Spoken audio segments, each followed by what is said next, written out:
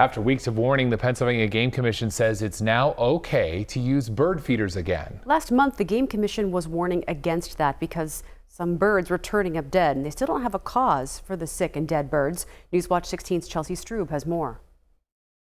Last month, the Pennsylvania Game Commission warned against feeding birds at feeders after reports of sick and dead wild birds throughout the state. In 9 years of business at Wild Birds Unlimited in Dallas, the owner tells Newswatch 16 he never saw a recommendation like that. Not to this magnitude, not at the state level and multi-state level, but there's been things that have happened, but it's usually a localized event for some reason.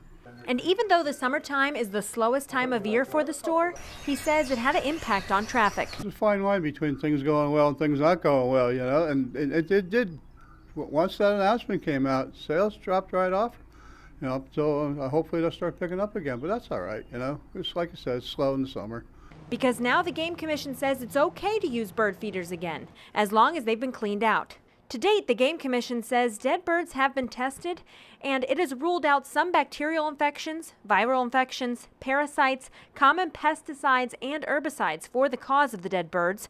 Research into the cause is ongoing. But folks at the store say no matter what, you should be cleaning out your feeder at least 3 times a season. Certain kind of feeders you can actually put in the dishwasher, you know, top layer rack of your dishwasher, but others you use a brush with a bleach solution, you know.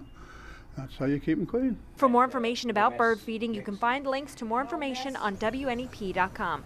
Chelsea Strube, Newswatch 16, Luzerne-County.